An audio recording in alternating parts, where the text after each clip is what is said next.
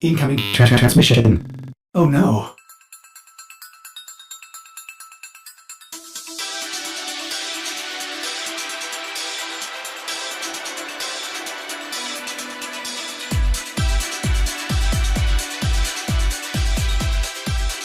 Welcome to TennoTalk. I'm your host, Rebecca, and joining me, as always, is my supportive co-host, Jeremy.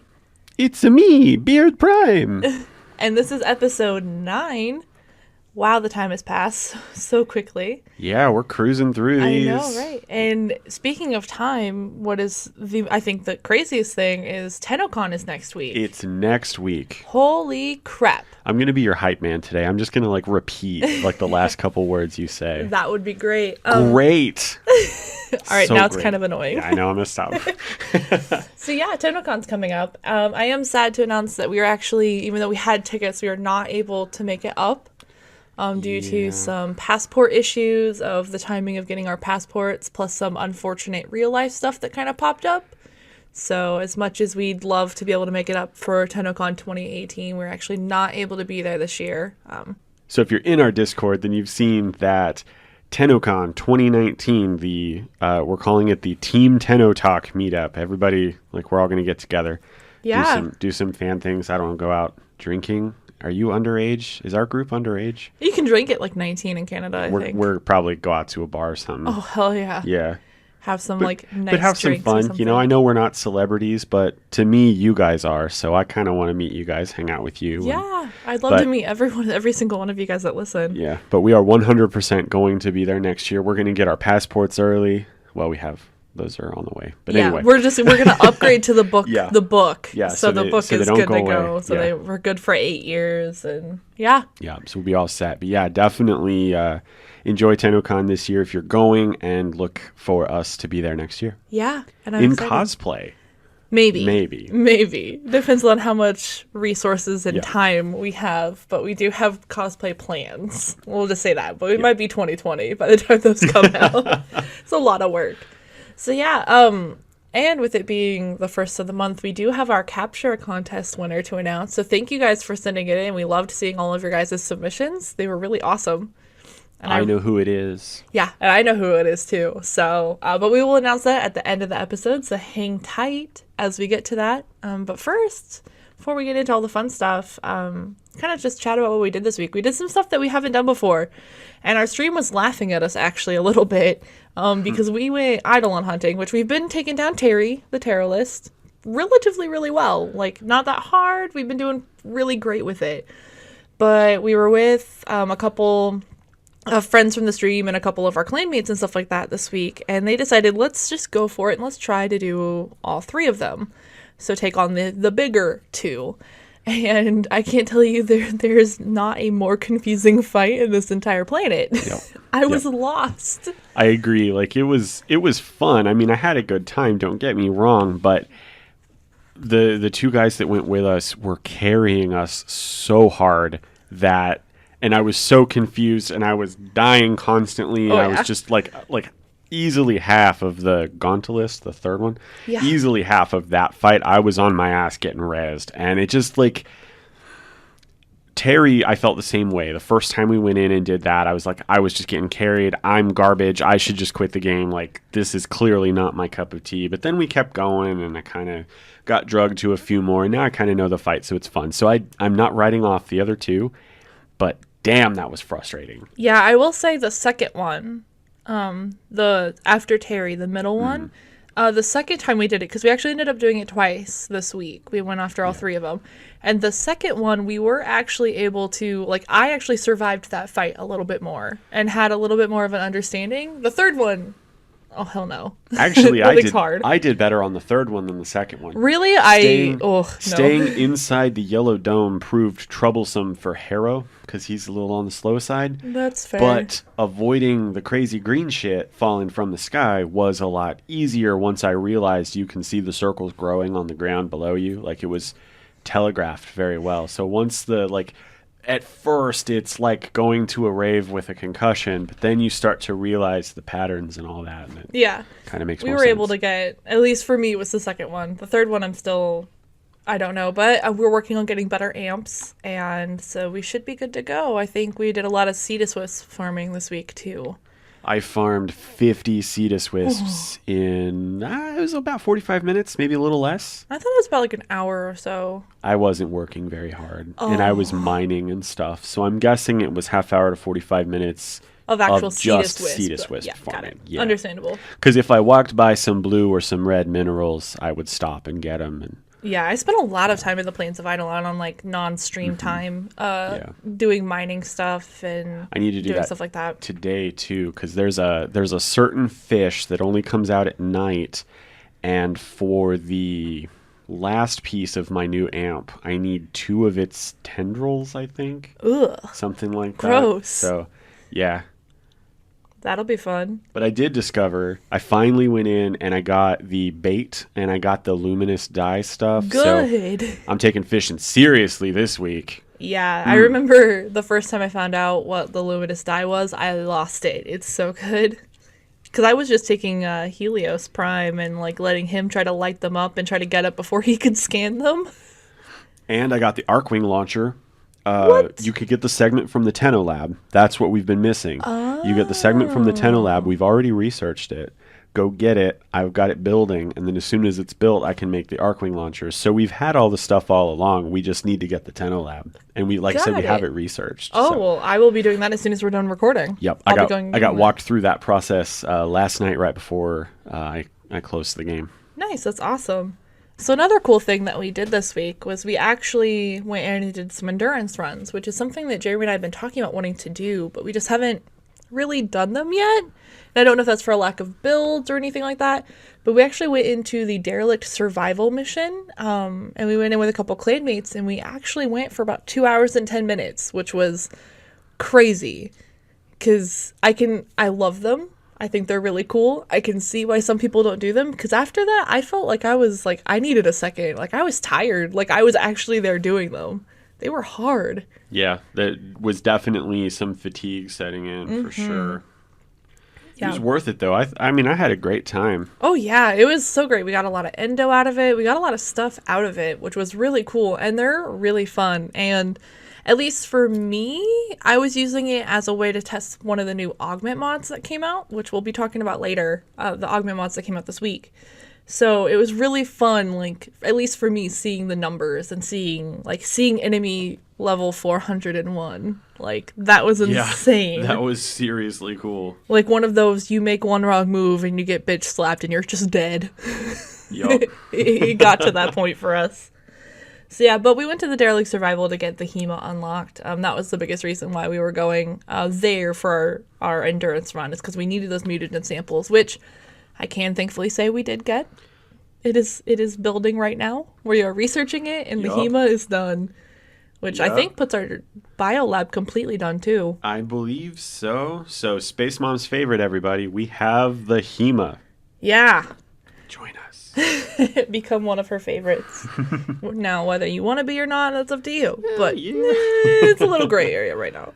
So the biggest thing that happened this week was we had new augment mods come in, which I had no idea that these were coming. All of a sudden I got a text message saying, hey, augment mods came in. I was like, what? Yeah, Pablo put it on the Twitter, I think Tuesday. Yeah, Jeremy texted me. He's like, so there's new augment mods and Navarra has one. And I was like, what are you talking about? So anyway, the new augment mods came out. There were 4 that were released, one for Nidus, Harrow, Octavia, and Vara. So we'll just start at the beginning. We actually did testing on all of these. We put them into our builds and we kind of just tried them out on the frames that we play a lot or had builds already. So we'll just start at the beginning with Nidus. So Nidus' new one is for his Ravenous skill, and it's Insatiable. And what this does is Nidus gains a 60% chance of generating an additional mutagen stack or mutation stack whenever he gains one while standing in the Ravenous infestation. So I know Jeremy did the most testing because he has Nidus. I won't say the most. I'm sure there's someone out there who plays That's Nidus fair. more than me. Between the two of us, and I know that is your favorite frame. It is my... So, I actually really loved this. When I remembered to stand inside his little nest of gross healingness, and you get that 60% chance, it feels like you're getting a lot more than a 60% chance for one additional stack. You can see some videos and stuff of it on YouTube, but it feels really satisfying. You'd normally, like, you've got a group of 5 enemies and you hit that and you get 5 parts, you generate 1 full stack. But it feels like, once you get up into like 20s and 30s and stuff, and you're hitting, like, let's say you hit 7 enemies, it feels like you gain 7 full stacks. That's insane. Like, not just one little tick on the stack. Like, I mean, I don't think that's really how much you're getting, because 60% chance and all that, but it just feels so good. Like, by less than 20 waves, every Nidus in the game is going to have their full 100 stacks. 20 waves of a defense mission. It's so good. And my favorite part about this is you can be a little freer about dropping, the 4 skill and linking stuff with the 3 skill, which also does help with stacks generation. So all in all, like, this just makes Nidus. So now he has 2 very important augments.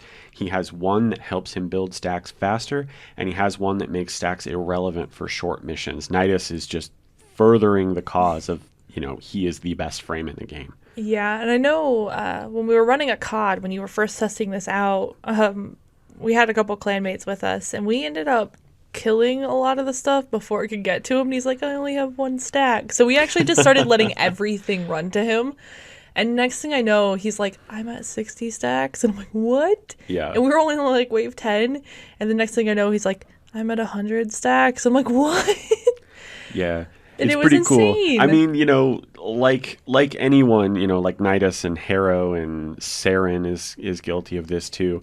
If if your party is killing absolutely everything, that ramp up time is still there. It still can be a little tricky to get into, but by and large, I mean, this just improves Nidus's efficiency in a long mission. And then, of course, his other mod improves it in the shorter missions. So, yeah. I don't know. This is a really solid mod. I would say it's a must-have for anyone who has Naros. Yup, Nidus. Yeah, I definitely am going to look into it. I haven't picked it up yet, but I do have Nidus now. I think he is not even rank 30 at this point. I think I got him just to try him out.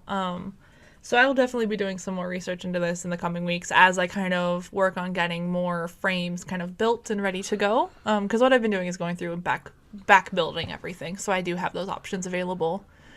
So the next one was for Harrow, and it's for his Thurible, and it's called Warding Thurible. Allies in range take 40% less damage while channeling Thurible and grant 0.5 additional energy charged when damaged. So I actually know nothing about Harrow. I have him. I whipped myself in the back with my little thingy-mabobber, and then I chained up some fools, and that's literally all I know. Yep. So Jeremy actually did more testing on this than I did this week after it. So how does this work?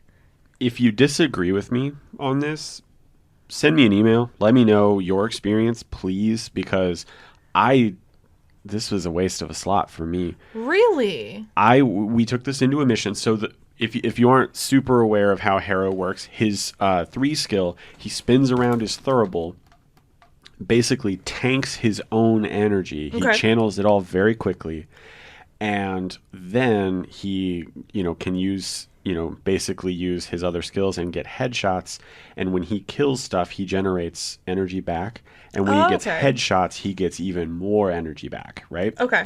So what this does is this makes it so that while he's channeling, your allies take 40% damage reduction. Okay. And when they take damage, you charge your energy faster when you're channeling the Thurible. We were playing a COD, so I wasn't super keen on how much damage you guys were taking while I did this, but the 0.5 additional energy charge when damaged, I didn't see it at all. Really? So I don't know if maybe that's affected by power strength. I mean, I didn't tear apart my build and spend an entire afternoon. I just took it into a few missions. But I remember very distinctly telling the party that I was in there with, I had to have brought the wrong build. I know I brought the build that didn't have this mod on it. No, I was on the right build. Yeah, I remember him saying that too. Yeah, I didn't see anything here. I don't know. I did see that a patch went in, that some of the mods weren't working. We did test this. All 4 of these were tested after that patch went in.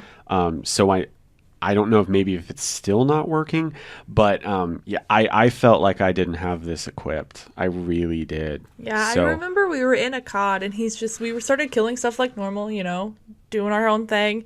And he just like, I need one of you guys to take damage. And we're like, wait, what? yeah. And I didn't feel like I took less damage. I don't know. It's just a very weird thing. I think there's going to be some more, maybe not a COD, maybe a different mission type. Yeah, it could be a different mission type. Now, so I guess a couple qualifiers. I like Harrow. This wasn't a sense of, I don't play Harrow enough to notice this stuff. I really do enjoy Harrow. But also, we weren't playing a super high level mission. I mean, this could be something like on a sortie on the Extremist stronghold, Harrow becomes a god when he channels this skill. It could be the case. Yeah. We did not, we were on a COD and we went to 20 rounds. That's how we tested. Initially, that's how we tested all of these mods. And then we took a couple of them in. The next two we're going to go over, we actually took into another mission. Yep. But yeah, I get it if you like Harrow. Because basically the way I see it is, if it's underperforming as bad as I feel like it is, they're probably going to tweak it. And if it wasn't working, they're going to fix it. So if you like Harrow, you probably already have this, honestly, because it's Sunday now. But yeah, I was disappointed in this one. Yeah, I hope it's just not working. Yeah, or I honestly, don't take this the wrong way. I hope you're just playing it wrong.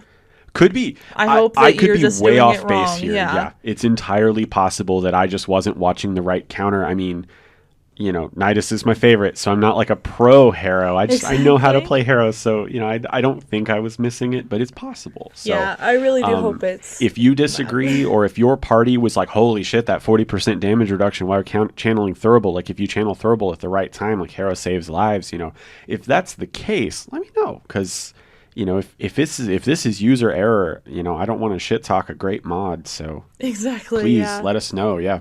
Yep. So the next one that came out was for Octavia, and this is her first augment mod to come out because she's still relatively really new. So she hasn't had any. So it was really cool to see one come out for her, and it's for her mallet skill, which is her one.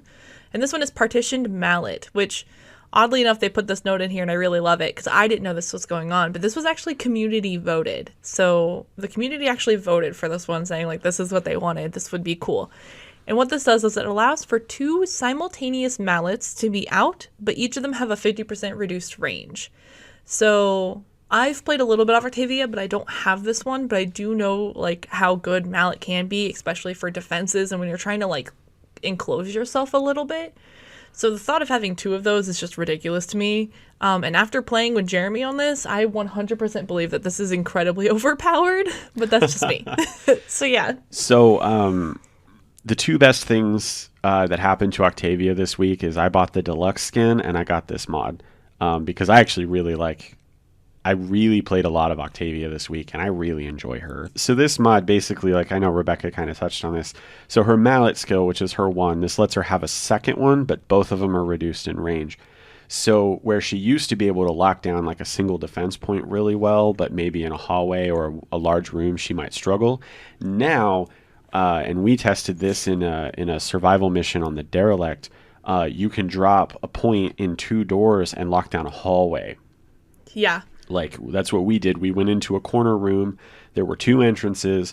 I put a mallet in both doorways, and then I kept her 3 skill up for the added damage. And the only time stuff got in was if I was, using my stealth to run out and grab life support and, while the songs wore off. So I loved this. This was really solid. Yeah, as someone who was playing with her when she had this on, and we took her in the endurance run. So we tested her out in a COD. We're like, well, let's take her to the endurance run because of the mallets and because of the power buffs that she can do and stuff like that. We're like, let's try it out. Let's see if this works. And holy crap. For one, the CC ability of that was very subtle, but it was really good. So, they come in that doorway and then they might be running towards us and then that mallet base hits and they go right back to that. And it was really nice, especially as someone who was on a squishy frame, because I was on a Vara when we were running this. So I greatly appreciate it. Secondly, I don't know, it was really cool just to be with it, just because that damage, you could see that damage tick happening. And it was just, as someone playing with it, I really liked this. I really liked the way it plays. I like playing with her. Now, will this make me immediately pick up Octavia again? Probably not. Yes. You can see our differing opinions here. For me, probably not. For me, Octavia in general, as much as I love her and I love the music, she is kind of that girlfriend class for me because I used her on all of my junctions and it was like an easy mode, essentially, just popping the mallet and popping the little ball and then sending it out and then just cheesing, hiding behind a corner and then shooting it to death. It was super easy. And for me, that skill basis was just not there for me. But I will never scoff at having one in the party anymore if they're running this. Not to like White Knight Octavia or something, but to maybe look at it from the other side. What I like about her is mallet, and now the ability to have 2 mallets, is that's endlessly scaling damage because it's reflecting damage from the enemies. So if you're fighting level 5,000 enemies, then you're doing level 5,000 damage back to them. Because they're damaging themselves. So I really enjoyed that. I appreciated that. And I noticed that when, we were at like 2 hours, 10 minutes in this, and Mallet was still doing the work. Mm-hmm. It was like Soma Prime had long since, stopped doing enough damage. I was using the Piranha exclusively by the 1 hour mark. Soma's damage fall off had started to dip a little bit, even with some of the buffs. But yeah. So the only, like, I do have to go into the downside, though, because there is a little bit of a downside, is that you can't use her 2 skill. Mm-hmm. Well, you can. I shouldn't say you can't use it. But it will pick up one of the 2 mallets and then follow you around. So whereas it used to be when you have just 1 mallet on the ground, the ball goes and picks up the mallet, and then it runs around and grabs all the enemies. Well, now you have 2 mallets down. The ball runs and grabs one of them and then runs around picking up all of the enemies, except with 50% reduced range, while the other mallet just sits there ticking constantly. Yeah, and it might catch a stray enemy if the ball's not near it to get its attention. Yeah, but the ball then is going to keep going back and forth. Like, it'll keep, it patrols like it's supposed to. So I think there's going to be...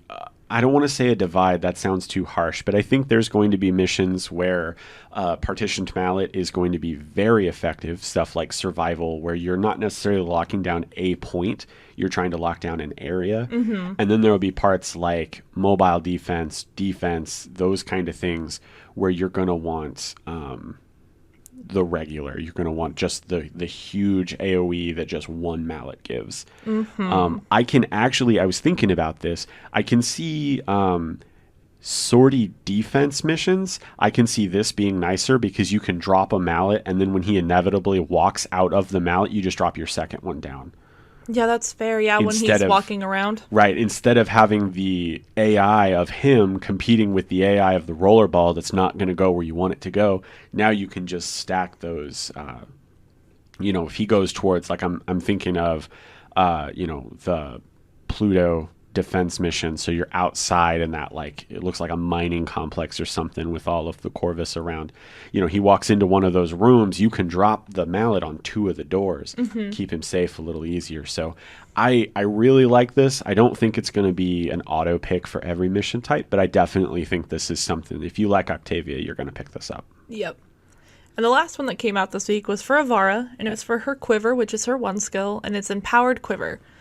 So basically what this does is it gives the dash wire grants allies 100% critical damage, and the cloak arrow has a 100% chance to prevent status effects. And let me just say, holy crap. Like, I think Avara's my new main again. I think I'm back to Avara. And we've come full circle. Because I haven't been playing Avara at all. So I picked this up. One, I love that it's the Quiver because I rarely ever use it. 9 times out of 10, I'm either using her Prowl with the passive of stealing stuff to, like, do, like, an infiltrator type of stuff, and I use her infiltrator mod for spy missions, or I'm using her for Artemis Bow. And now that that's its own thing, and it's, exalted weapon and it's moddable itself, the Artemis Bow is insanely cool.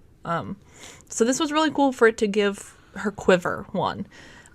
So we actually tested this. I tested it in a COD a couple times, and I was lucky enough to have a weak point Banshee with me when I did it, so we could kind of see the ramp up of it. Now I will say, the build that I was going for was mainly focused on her dash wire. So for the cloak arrow, it's really, really cool to prevent that damage. And I know Pablo kind of on the nose sort of tweeted about this, about saying that he wanted to name it Eidolon Hunter mod. Eidolon Hunting Quiver. Eidolon Hunting Quiver. Because essentially that 100% chance to prevent status effects means you pop it on the ground, everybody gets inside of it, and then you don't take any of the magnetic or any of the extra damage procs from the Eidolons, which is insane. So I will be putting a build together and testing it there. But I focused on the dash wire. So one of the things that it sneakily doesn't say, because it says 100% critical damage, and that's really cool. But what I noticed is that actually scales off of your power strength. So it's a 1-to-1 percentage. So I think my final build on Avara has 295% power strength on it. So I'm giving 295% critical damage. Yep. Which is insane. And the most interesting effect of this was I crit with the Soma Prime for 1, but it was a red crit. That was so funny. Yeah, he literally critted for 1 with the Soma Prime. It was red beautiful. Crit I wish I was recording that moment. That was so great. So like I said, we tested this in the COD, and I had a weak point Banshee with me as I was kind of fine tuning this, and it was happily the first time I've ever red critted before, ever in the game. As many as over the 100 days almost 100 days I've been playing, I finally got my first red crit. Woo. And then I got a lot of red crits. A lot. And I'm pretty sure at one point, our claymate and ourselves saw what could have been ridiculously high numbers in the hundreds of millions. I haven't played back all the video to see, and I know he started recording some of his so he could kind of see those damage numbers, so we haven't kind of compared. But I know when we were doing testing in a simulacrum, I was successfully hitting anywhere from 40 to 50 million consistently. I had similar results. So when we were in the simulacrum, we tried Sonar Banshee, we tried Volt Shields, we tried Rhino's Roar. We tried Chroma. We used Chroma, and we used Harrow for the crit that he can give off. We were just kind of trying to see, like, what can we do with 2 other people to make Ivara break the game? Yeah, essentially, that dash wire to break it. Yeah, and we had some crazy great luck. I think the best that I saw was, I want to say 8 digits. I want to say 50 million. But it was with Roar Rhino on the wire with the Opticore. Yep. And my Opticore build isn't even finalized yet. I'm still missing a little bit, so. Yeah, most definitely. I think I saw upwards of like 70 million, I think was one of my hits. Yeah. We're going to do a lot more testing with that one specifically and its interactions with other ones, but all I can say so far is wow. Not only has this made me love Avara, but it's really I feel like this really takes Avara from, instead of her team play of being, I'm going to be super stealthy and really good at spy missions, so you can always just saunter yourself over to the extraction and I got this. Or the other one, which was, you guys sit back and I'm going to headshot 6 things at once with the Ceranos Prime and Artemis Bow, because I shoot 12 million arrows out at once and they all do massive amounts of damage.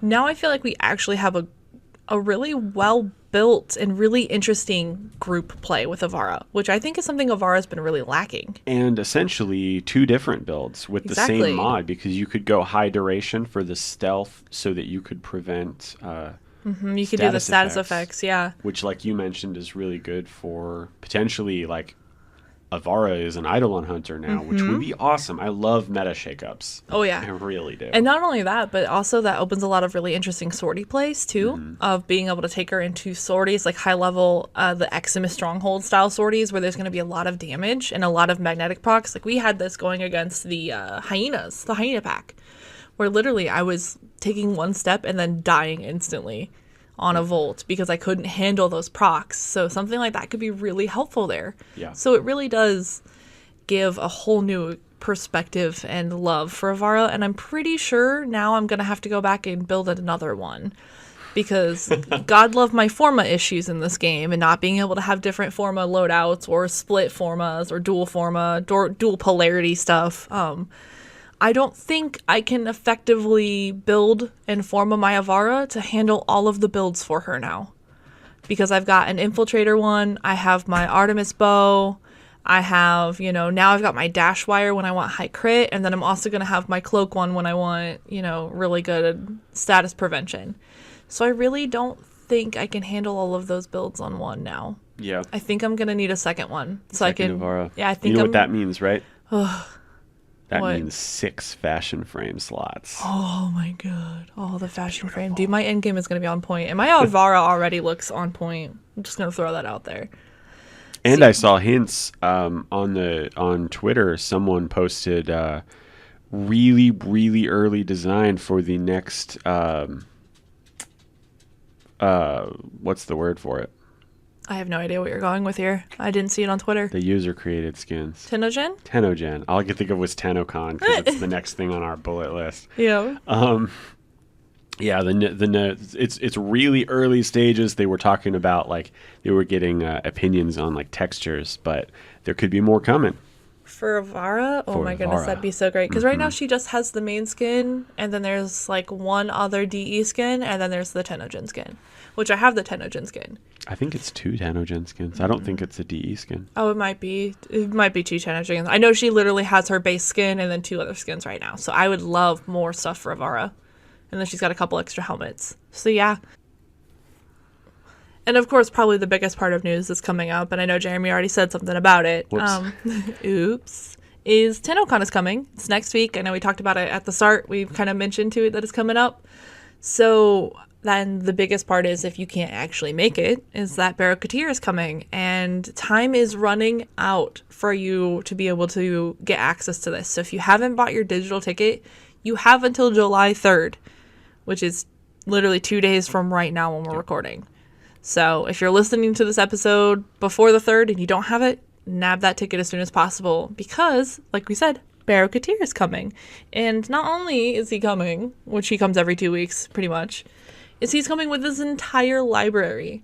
So you need to do this. Yep. This is, if you don't want to have to try to trade to get some of this stuff, this is your one chance a year to do it. So we're actually going to have a link in the notes down below on this episode that there's actually this really cool Barrow calculator that got posted onto Google Drive. So literally all you'll need to do to use it is to click on the link, and then if you go to File, and then you can basically save a copy of it to your own drive, and then you can use it. So the cool thing about this is this lists pretty much every single thing. Now there's a couple things that probably aren't on here, which are different relics that he might have available. But for the most part, this is the big stuff. So you can see all the mods, any of the rare mods, primed mods, skins, really cool stuff, quests, random items, etc. on here. And not only that, you can see how many credits they are and how many ducats they are. So speaking of credits, the other thing, because I wasn't thinking about this, I've had a one-track mind on ducats this whole time. Gotta get those ducats. I forgot how much you're going to end up spending in credits. Oh, so yeah. Run those index, go get your John Prodman posters, because you're going to need... I'm potentially going to need millions of credits, as much fashion frame as stuff that I'm going to buy from him. Oh, yes. We're talking the Prime Sigil, there's weapon skins, Yeah. there's like armor. 5 primed mods I still need. Mm-hmm. And then I'm going to spend 5,000 ducats just on a couple of fashion frame parts. Yep. And then beacons. Beacons Yeah. are the other big And part. beacons for the stalker. Yeah, so the cool thing about this, and huge shout out to Alabaster Nova for making this. This is freaking amazing, dude. Holy crap. Thank you for doing this work.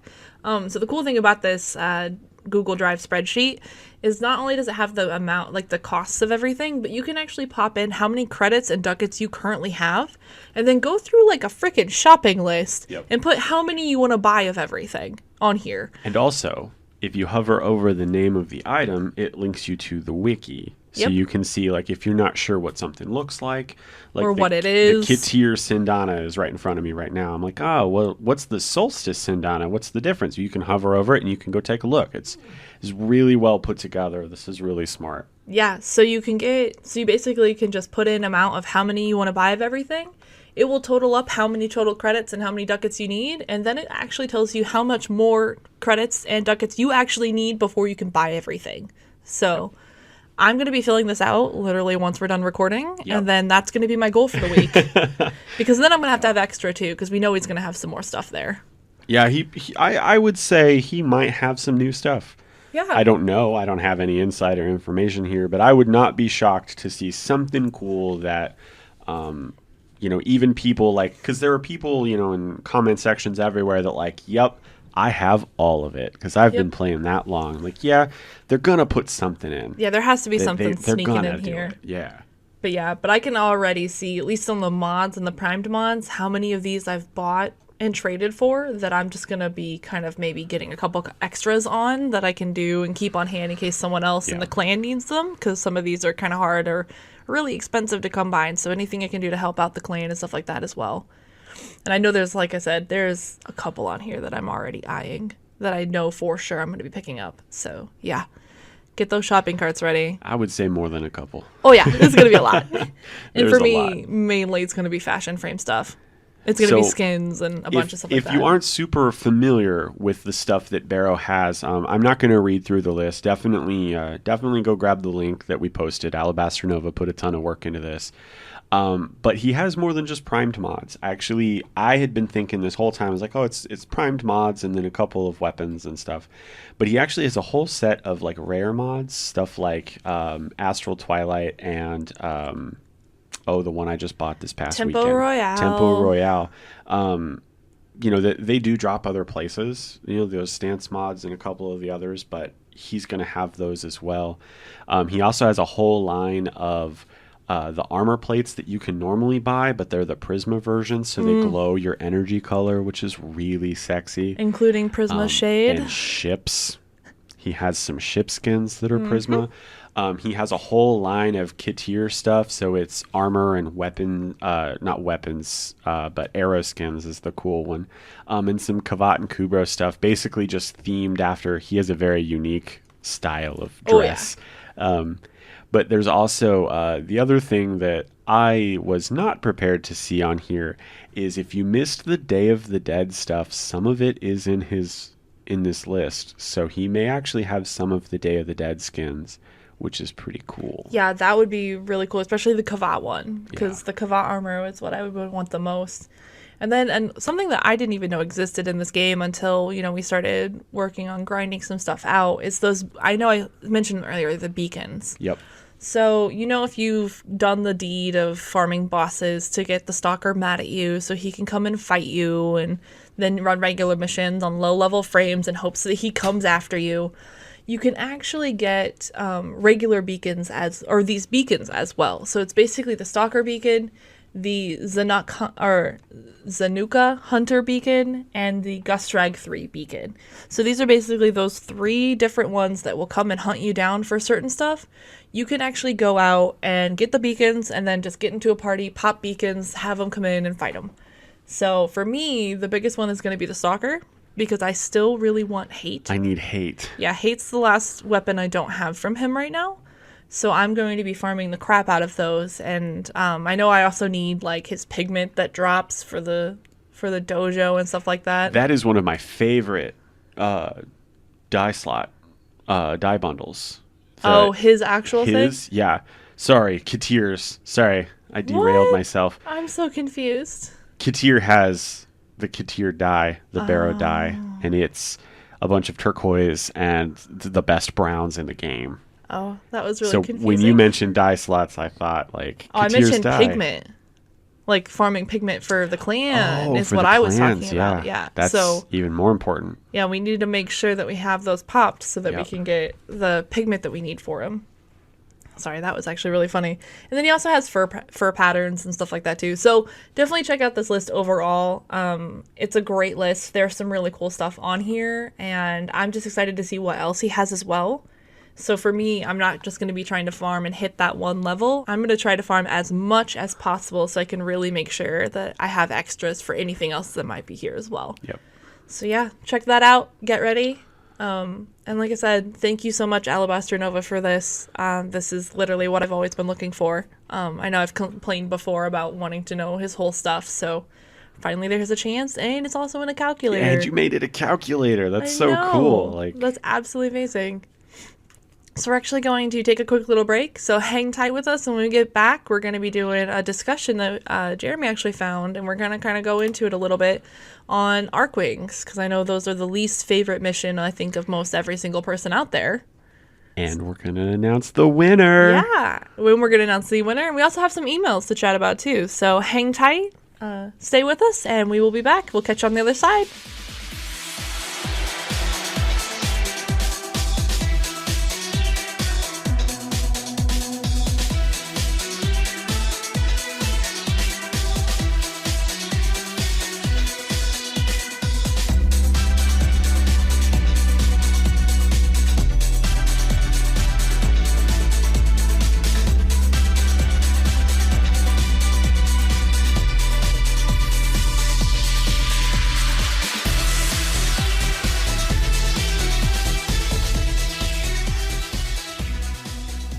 And we're back. Thanks for hanging with us, guys. Welcome back. So we'll just jump right into this, because I can almost tell you, if I were to log in and open up my navigation right now, every single, probably almost literally every single thing left to do on my star chart that I haven't done yet to unlock all the planets are Archwing missions. Yep. God, do I hate them. So we're just going to chat a little bit about what we think maybe could make them better. You know, like what maybe might like them a little bit more. And I can tell you, for one, the number one thing that I want is some of the mission types to not be Archwing missions anymore, because I think they don't work as Archwings. Yeah, there's one on Saturn where you have to chase a ship, and it goes through, like, you have to burn its engines down, and then while it's being repaired, it it like spawns these guns that shoot you. Yeah, it's got like turrets and stuff on it. And it's not fun. Like, it's just not a fun mission. Now, I will preface this. I actually don't dislike Archwing. Really? I do enjoy the Archwing missions. Interception is touch and go because you need a decent party. Like, everybody's got to like the Archwing as much as you do in order for the Archwing to be fun.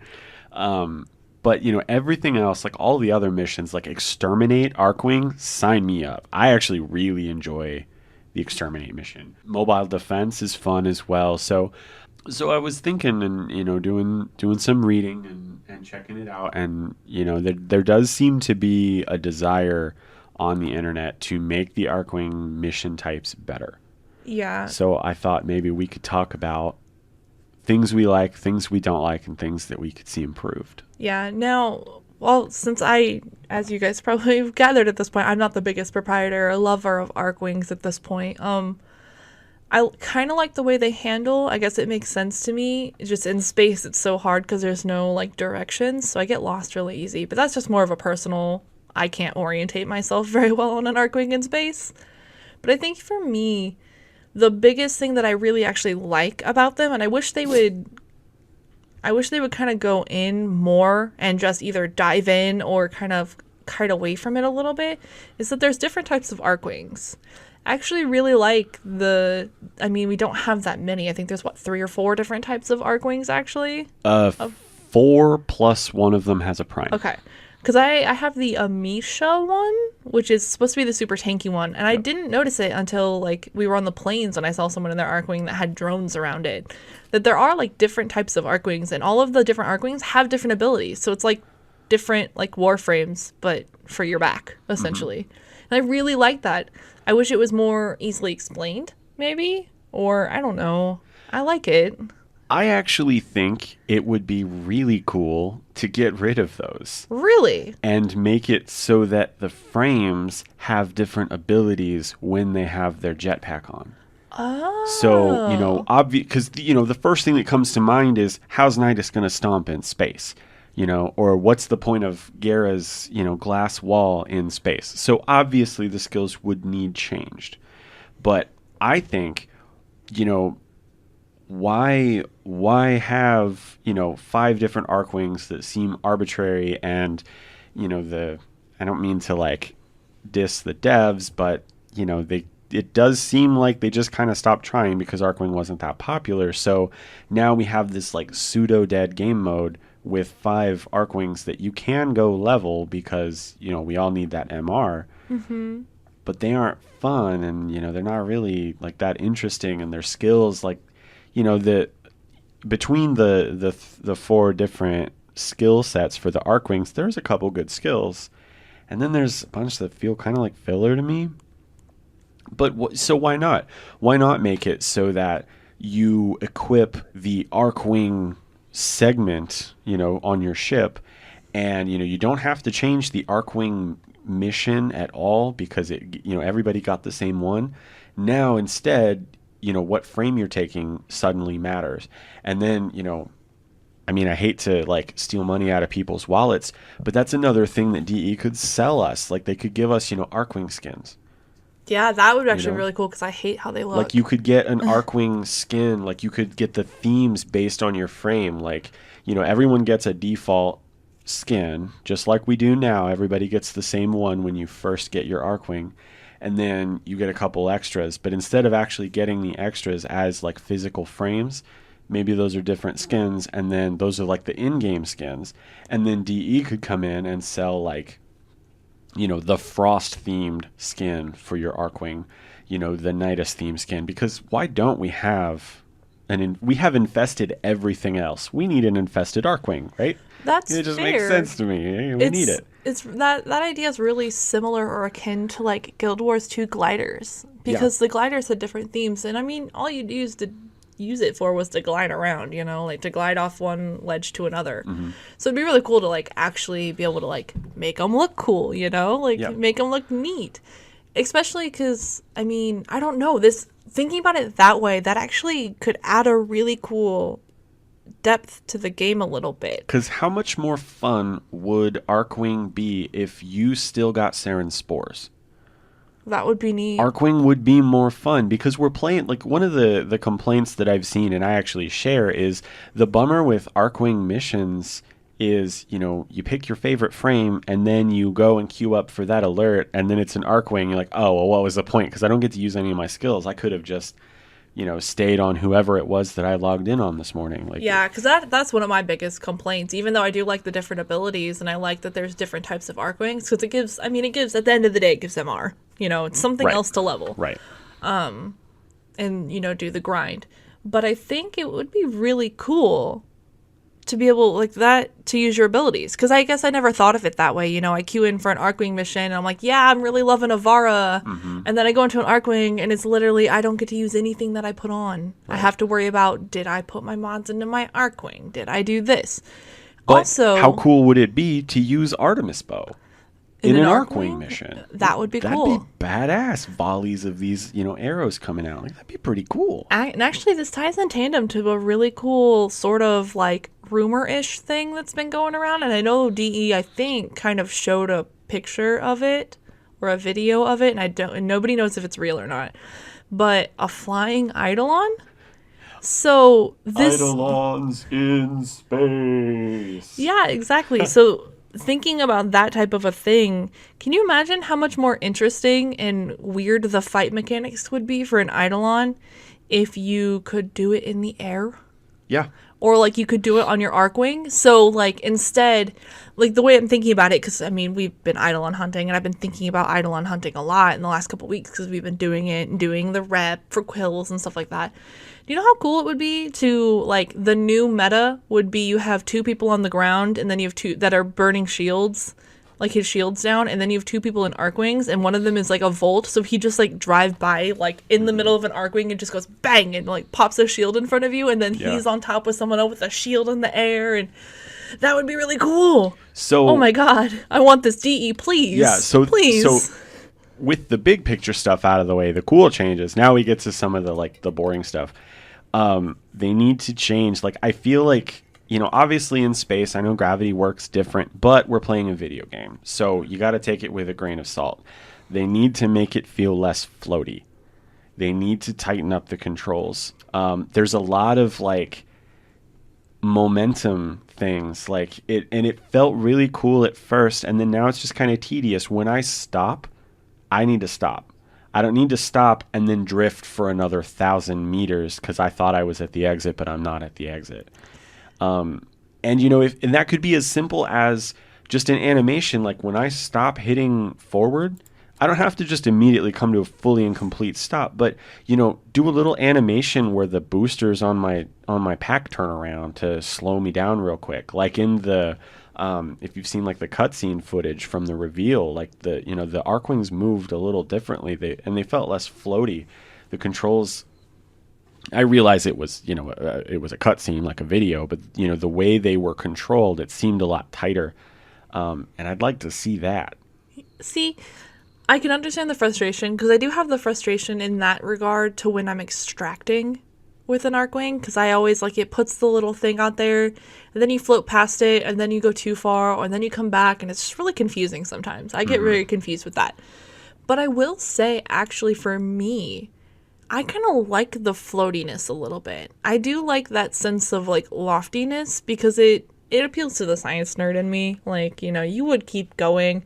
Now, I think you had a really good idea with the thrusters turning around and pushing the opposite way, because you have to do that opposite motion in space because of how it works.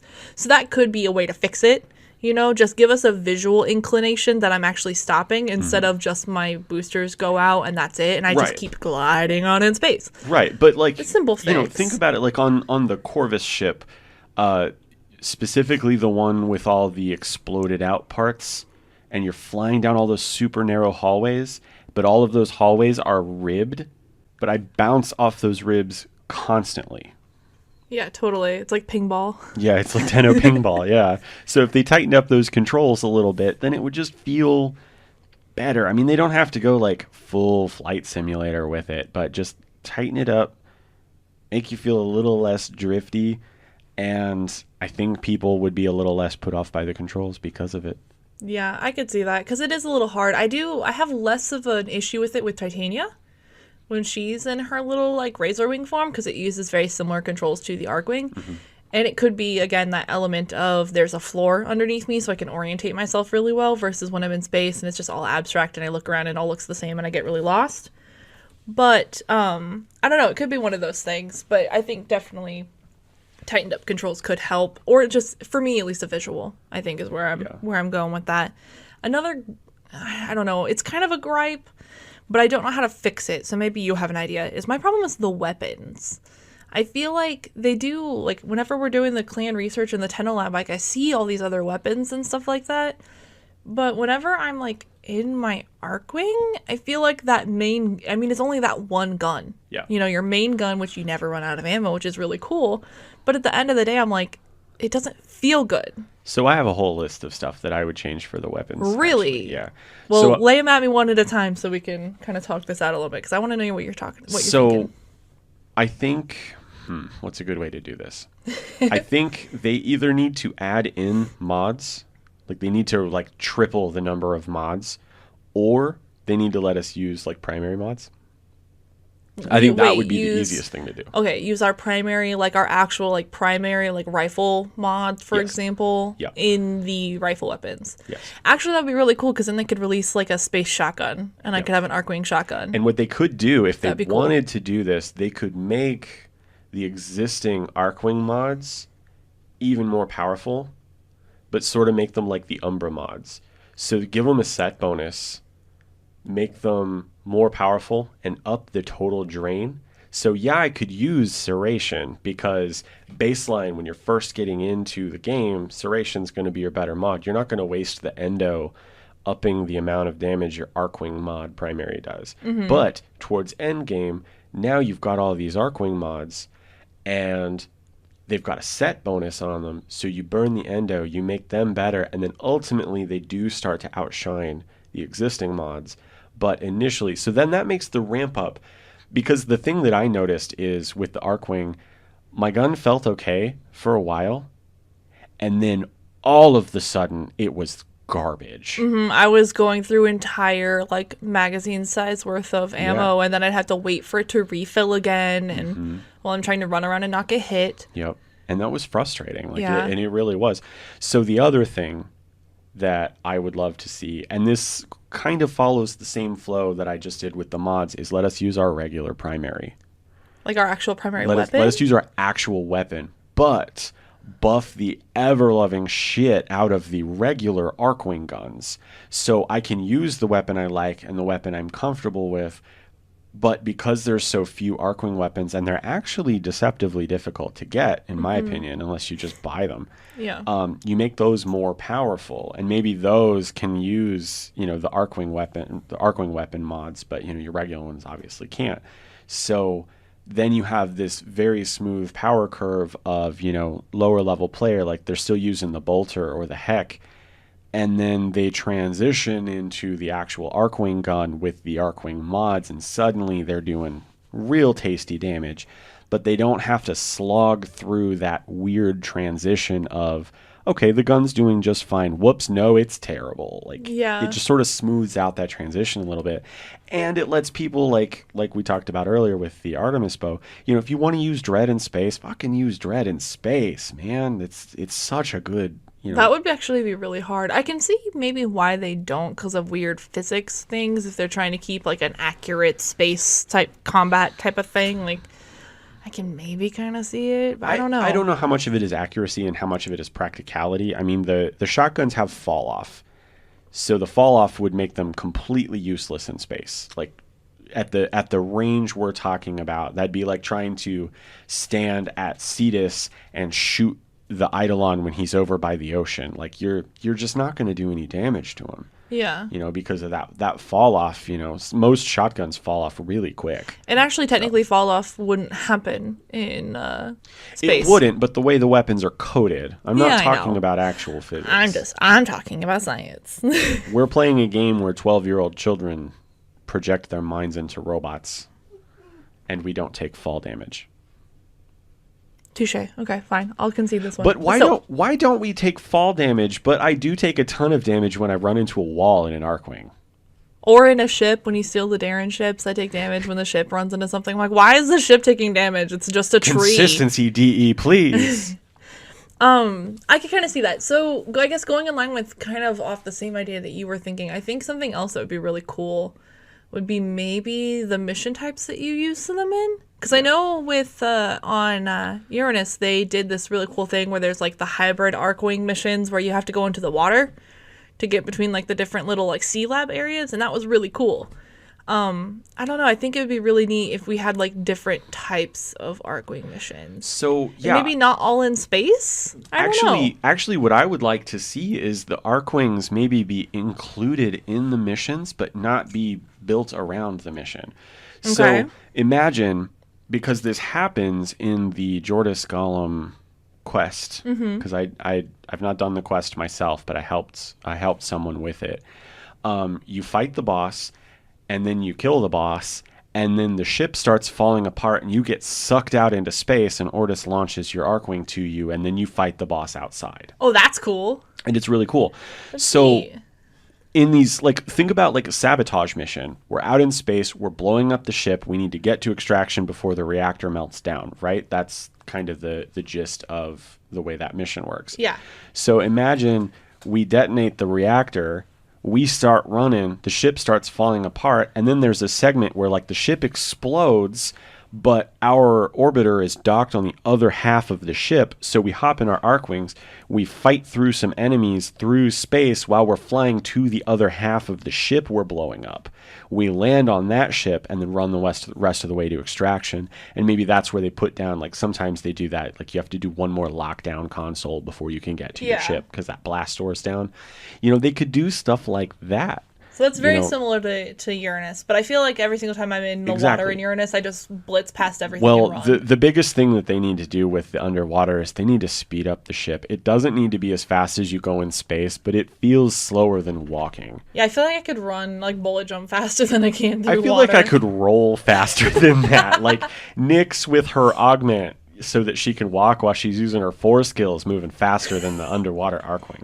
It just feels so sluggish, and that's why no one fights in Uranus. Because I just run. You just run because you're going to waste so much time fighting, and then you don't even need to fight, and it's going to take so long to get there, even if you don't fight, or even if you don't fight. So then why would you it turns a 5-minute mission into 15 minutes just trying to clear out those enemies. And Especially then you when you realize they never stop spawning. Yeah, especially when you get lost, too. Because I get lost in there all the time. Yeah. Go the wrong direction. I have to have my map open when I go in there. I don't know, that would be really cool. I think maybe a better implementation of that. I feel like on Uranus they tried. They tried to do it. They did try. And you could take what they did on Uranus and you could turn that into some very cool mission types without it just being an arbitrary, like, oh, we're going in the water now, and then now we're getting out of the water now. Like, yeah. you could make it more fluid. And they did that with the spy missions. Some of the spy missions you need the Archwing to finish, like to actually hack the spy console, which was neat. Don't remind me of that one. How many times we failed that sortie because I kept getting blown in the wrong direction on my Archwing. Yep. Yeah.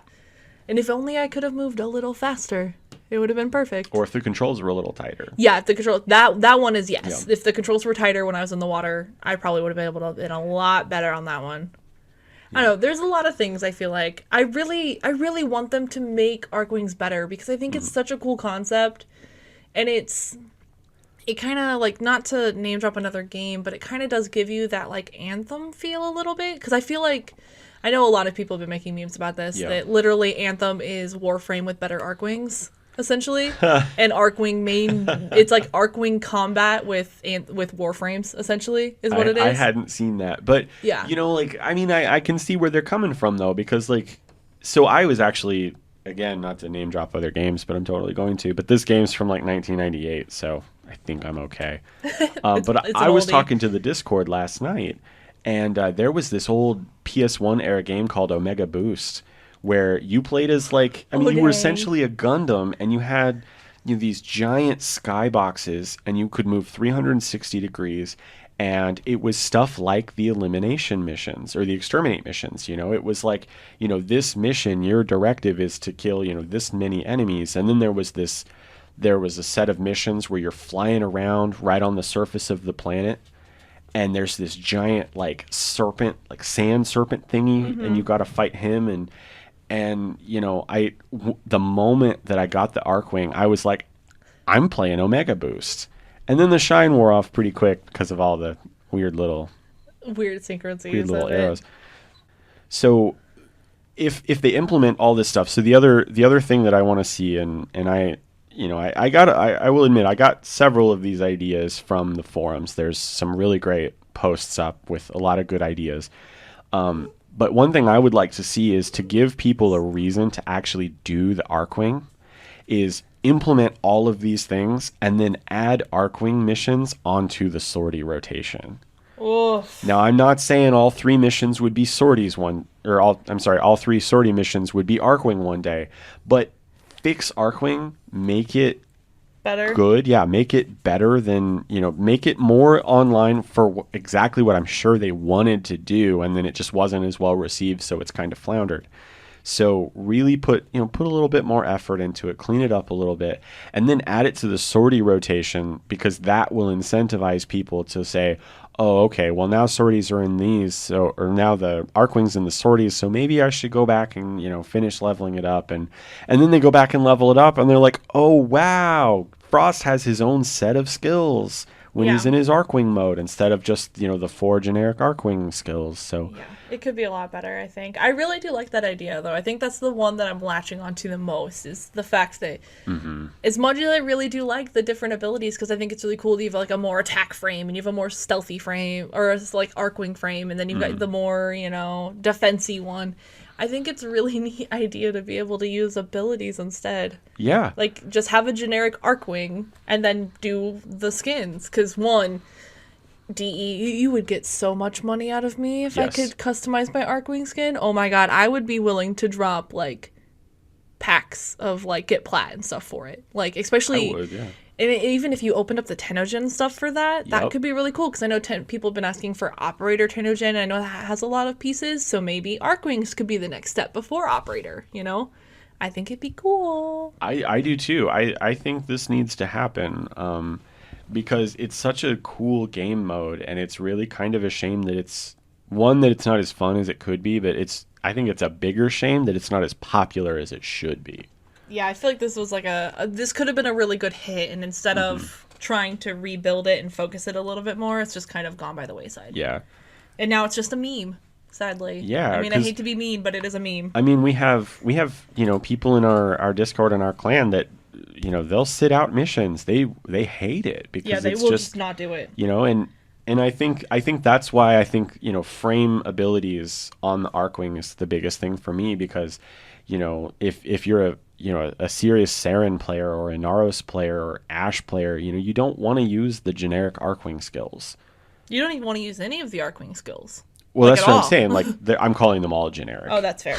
like I my one skill creates orbs that are supposed to jump out in front of me and absorb the damage, but it doesn't matter what frame I take. Well, what if let me have a little bit of agency in deciding like how I set up my skills and stuff, and do that by like letting us use these beautiful frames with all these great skills. Yeah. If I want to play Ashe and I want to petrify and jet You mean punch stuff, Atlas, not Ashe. and petrify and rocket punch stuff, like I should absolutely be doing that in Oh my space god, too. rocket punching in space would be a lot of fun. Yeah, it Can would. confirm. That would be great. And I realize I'm asking for a pretty huge overhaul here, but I really think this needs to happen. I think this will save it. Yeah, and I think this is also like would be goodwill. If they put in the time, I think this would come back really well for DE as a company. That like, hey, we kind of gave up on this because it be kind of nobody liked it. It became a joke.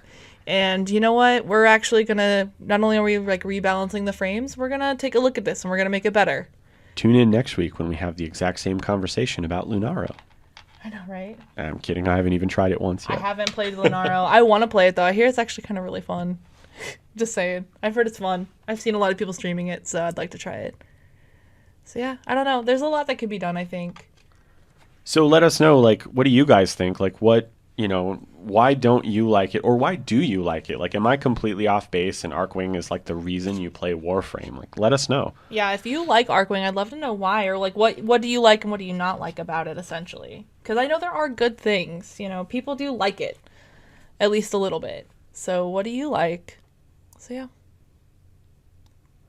Well, while we're on the end of the discussion, we did actually get some really cool emails kind of about our discussion last week about the ill-gotten plat and the chargeback issues that have been going on. So we had a lot of responses to that, and it was really nice to hear from the other side, from what people said. So apparently, and out of some of these emails came some really cool ideas that we thought about. And I know we had touched on this before, but we did have an email come in that was to put a delay on when the plat could be traded.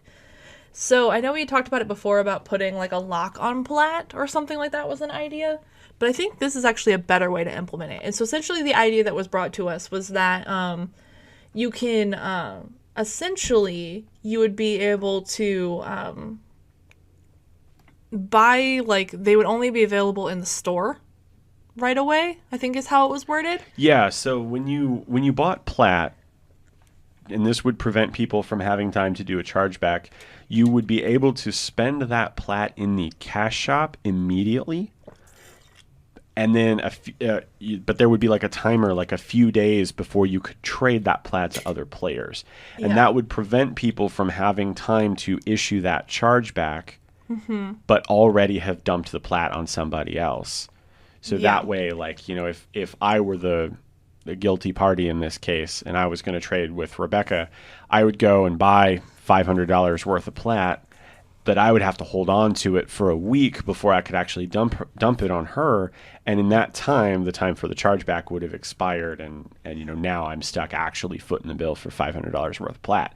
But if I wanted to, I could buy it all from the store and then issue the chargeback. And then I'm the only one getting punished. Exactly, yeah. Now, there was a little bit with this. So basically their idea was only make it newly purchased plat usable in the market for 7 days, and then it becomes available for trade. I think that you could also add to this a little bit that you can't gift any items with it, because that does, even if you can't trade it, another one of the issues is the gifting. You get, or they like pop into region chat and say, hey, I'm giving away, like our example last week, I'm giving away mod packs.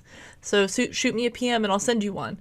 I think in that as well, you can roll in, you can't gift anything during those. So like if I were to buy, $100 worth of plat, and Jeremy's just like, man, I really want this, I would have to be, understanding in the fact of, oh, well, I'll get it for you once this is available for me to gift this, or See, trade for it. And I like that idea. I actually kind of almost don't, because I think we should put that on the player a little bit. I think this starts to go to like, at what point are we just creating laws to protect people from themselves?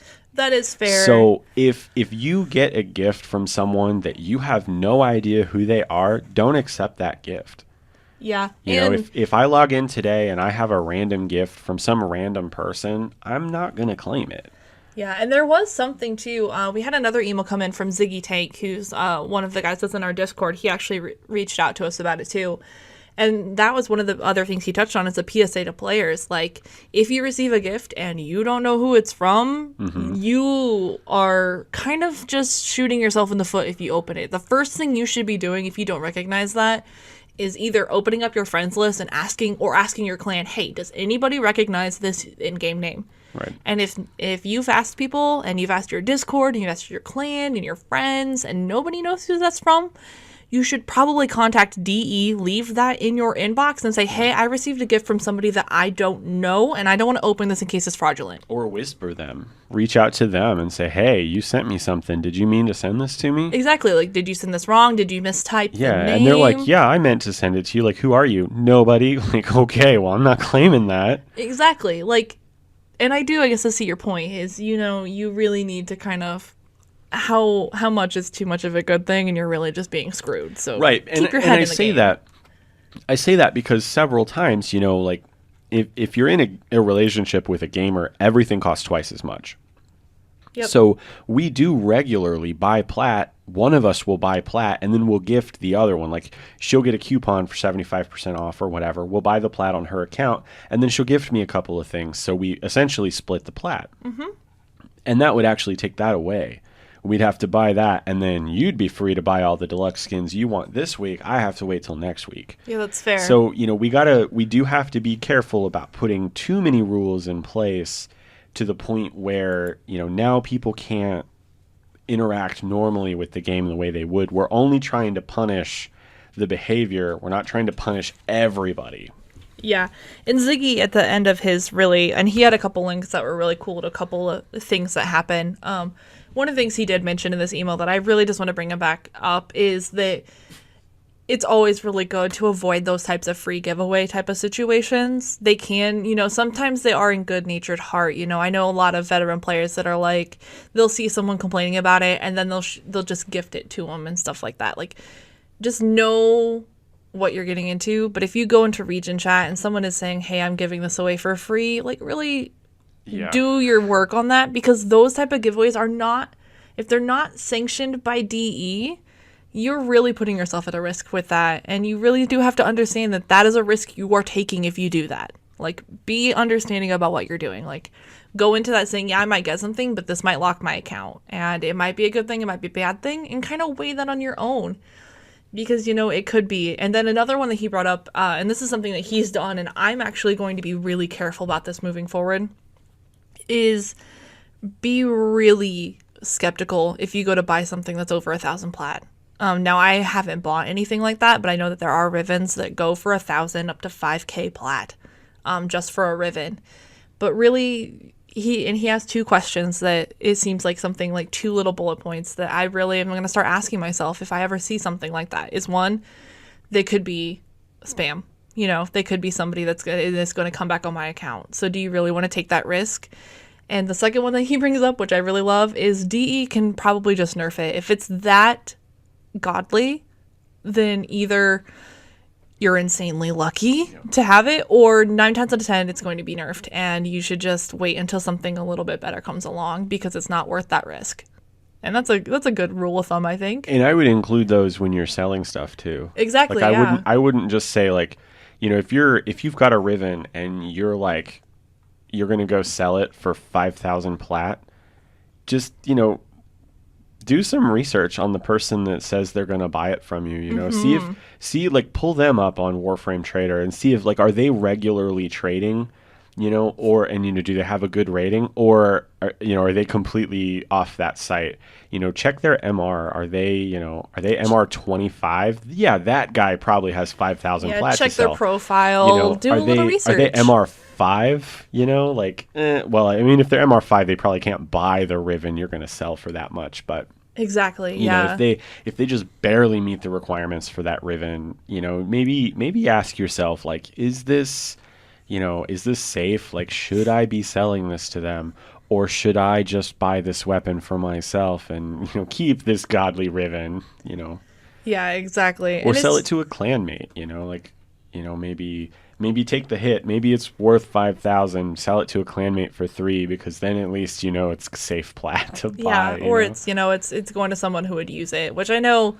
I mean, I do that with corrupted mods and stuff like that. I'll more times than not trade them to somebody that I know or that's in the clan that needs them, before I go to try to sell something for an ungodly amount. Which sometimes it's really nice to say, hey, this is worth 5k plat, but you are taking that risk. So know what you're getting into and do your research for sure. But so huge thanks to you guys for sending in those emails. Like, dang, I greatly appreciate it. Yeah, it's really cool.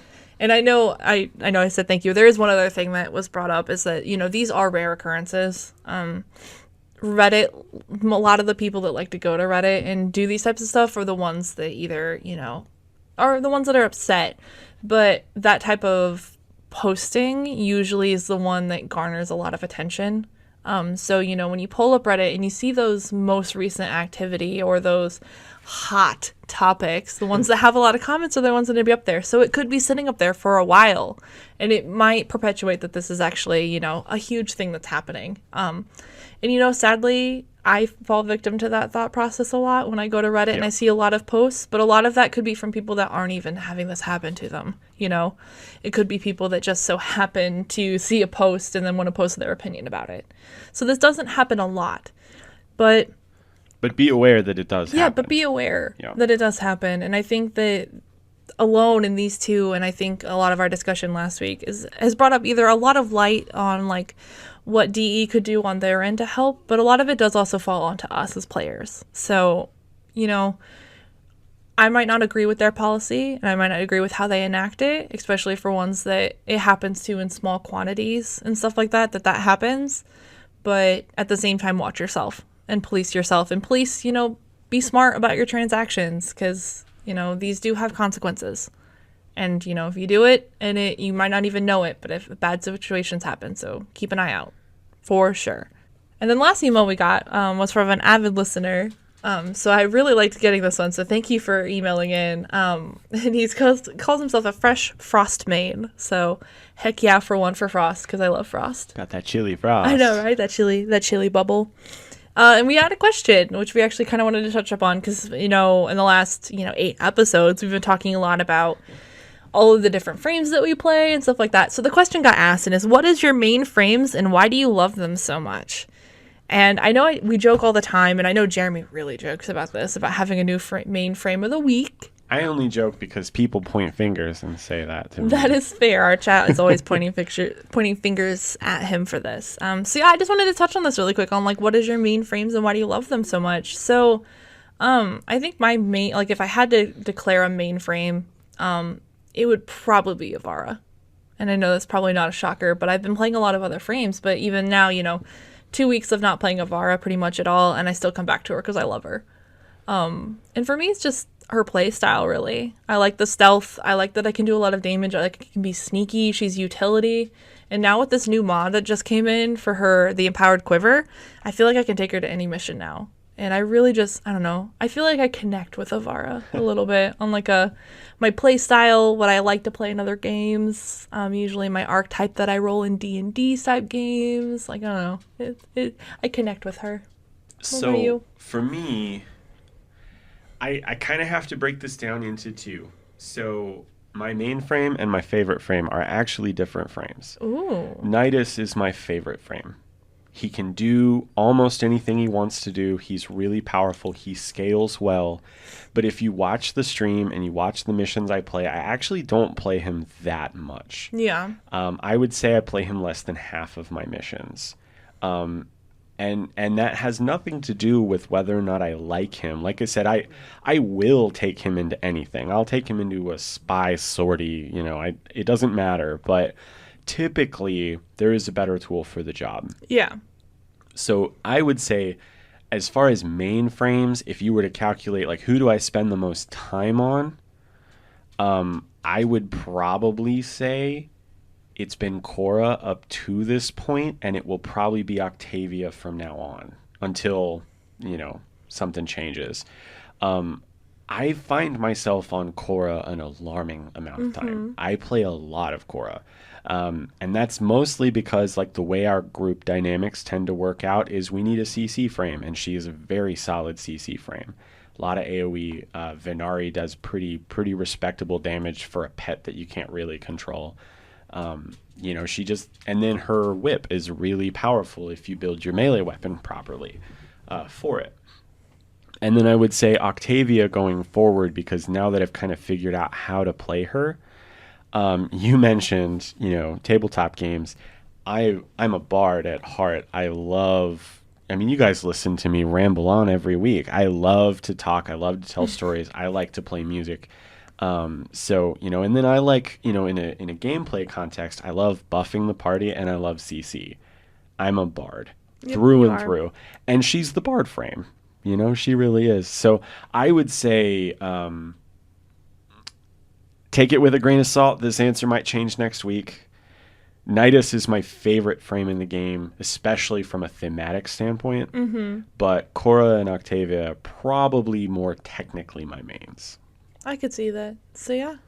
And a shout out to Mesa. She's a cowboy and she has pistols. And I actually think if you look at the in-game thing on my profile, I think it says I've played Mesa more than anybody. Yeah. But that's because she took a lot of Forma before and after Exalted Weapon mods came in. Yep. So, yeah. So, I think we've reached the end and it's time to announce our winner.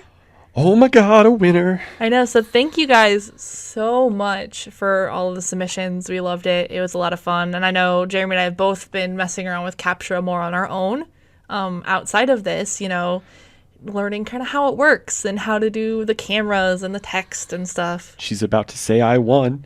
He did not win. I didn't win. He didn't win. I didn't even enter. So our winner is Wooshi. Wooshi! With her submission. So I'm so excited. Wooshi. She probably knows, too, because I messaged her earlier just to make sure that email submission was hers. I know.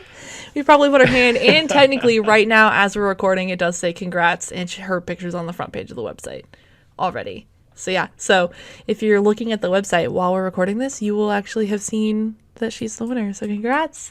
So, make sure that you get in contact. I know you're on the Discord, so get in contact with us this week so we can get your Steam information, so we can get it sent to you. And after recording, it will be up on our offline screen, and it's already up on the website.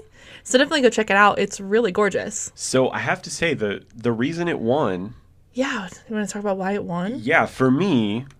First of all, they picked a frame no one plays. Like, nobody plays this frame, and I like that. I like seeing, Yeah. But the biggest thing for me was when Rebecca picked Fun in the Sun, I figured we would have 1,000 submissions all on the planes. Yep. And they picked Mars. I know, and right? That's really cool. And it looks absolutely gorgeous. And the looks colors great. are great. Yeah. It was a great job. Yeah, it's really great. And I like that they actually put the title I know, in right? the capture. They put the Fun in the Sun in there. That's is classy. And if you look at it like composition, in the thirds, like they did that. They did a great job. It's well framed. It's got cool colors. It's really solid. And I mean, lately I've been a partial to pink, so yeah. And a little orange. biased. Yeah, pink and orange. Yep. A little biased. So yeah, so congrats to Wooshi. Congratulations. Like I said, reach out to us this week and we will get you set up with that ready to go. And I think that's actually going to do it for this week. Is that it? Has it been an hour already? Oh, it's been over an and a half? hour. Yeah. We're getting close to the end. So yeah, so thanks guys for tuning in this week. Make sure that you get your digital ticket. If you haven't, you have until the 3rd. So you've got 2 more days as of today to get that taken care of and get that picked up. I look forward to this week. It's going to be a lot of ducat farming for us. And as always, if you have any thoughts on anything, we'd love to hear how you guys are using the augment mods, if you like them, if you don't, or, especially too about the Archwing stuff, whether you like the Archwings, whether you don't like them, and what you think could be done to improve them, or, what you think could be changed. We'd love to hear all the ideas that you guys have. But I think that's it for us this week. Next week is episode 10 and post TennoCon 2018. No, we couldn't have timed this better. I know, right? So look forward to next week for all of the amazing and exciting information that's going to be coming out. I am so excited to be able to gush about all the hot exclusives and all the good tidbit information that we get, especially now that Sacrifice is done. So now let's keep moving forward and see what's next in the game. So that's going to be it for this week. Make sure you guys check us out. Listen, like, subscribe, all that fun stuff. And we will see you guys next week with episode 10. So until next time, stay safe, Tenno.